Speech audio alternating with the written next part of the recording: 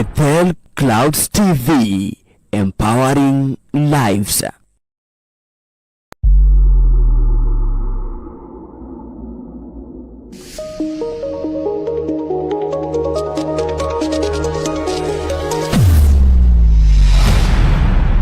Bethel Clouds TV, empowering lives.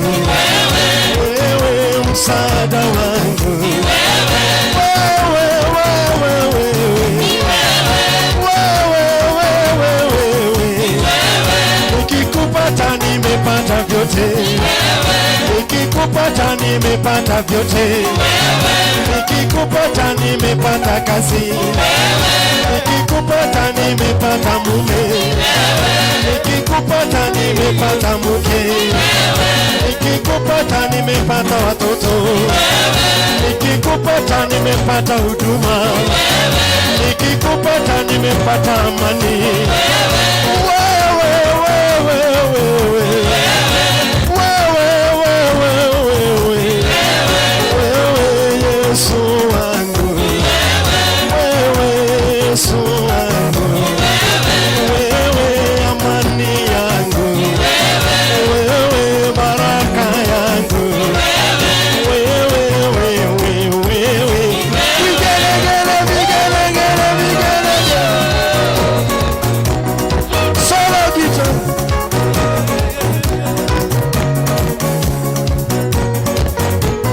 Ugeukie jirani yako, kila moja tafuta jirani moja. Geukia jirani yako, mwambie maneno haya: umebarikiwa. Mwambie umebarikiwa, umebarikiwa ni yangu. Mwambie umebarikiwa, umebarikiwa, umebarikiwa. Watoto wako, watoto wako, na kazi yako, huduma yako, biashara zako. Mwambie umebarikiwa, umebarikiwa, umebarikiwa, umebarikiwa. Tempo!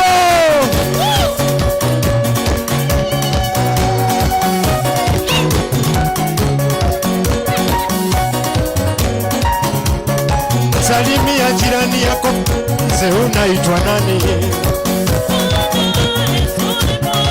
Salimia jirani yako, muulize unaitwa nani? Yesu ni Bwana, Yesu ni Bwana. Salimia mwingine, muulize umetoka wapi? Yesu ni Bwana, Yesu ni Bwana. Salimia huyo mwingine, mwambie umependeza sana. Yesu ni Bwana, Yesu ni Bwana. Salimia mwingine, mwambie wewe ni wa Yesu. Yesu ni Bwana, Yesu ni Bwana. Salimia mwingine, mwambie umebarikiwa. Yesu ni Bwana, Yesu ni Bwana. Tembea tembea kidogo, salimia watu wawili wewe. Yesu ni Bwana, Yesu ni Bwana. Tembea tembea kidogo, salimia wengine watatu.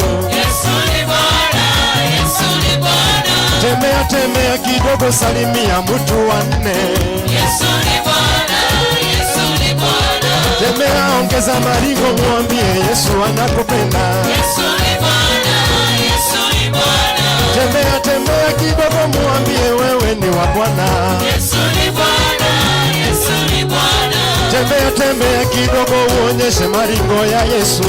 Yesu ni Bwana, Yesu ni Bwana. Ongeza maringo kidogo, ajue wewe unapenda. Yesu ni Bwana, Yesu ni Bwana. nataka chumvi kidogo wajue umeokoka. Yesu ni Bwana, Yesu ni Bwana. Vigelegele, vigelegele. Tempo. Tempo.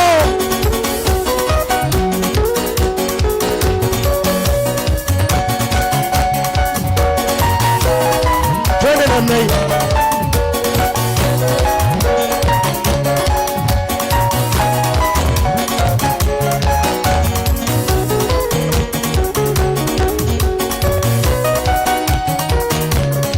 Hapo hapo.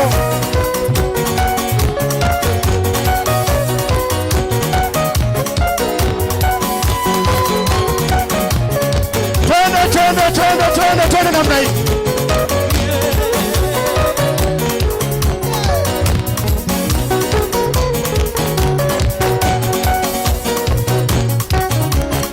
Gosai mwanani gosai.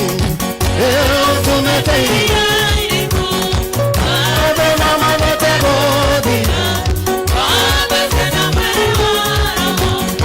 Gosai mwanani gosai.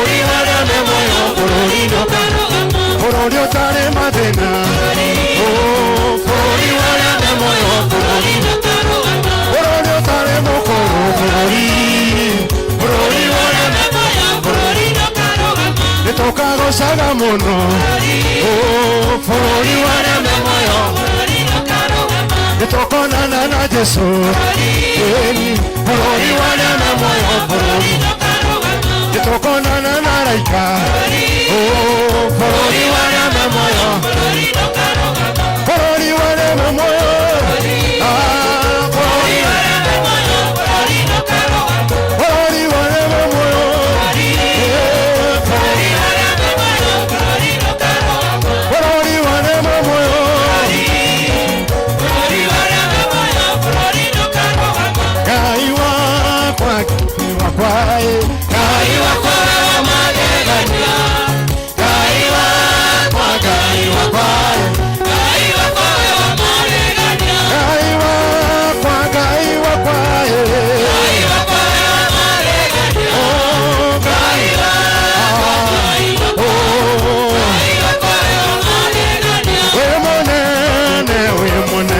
Jesu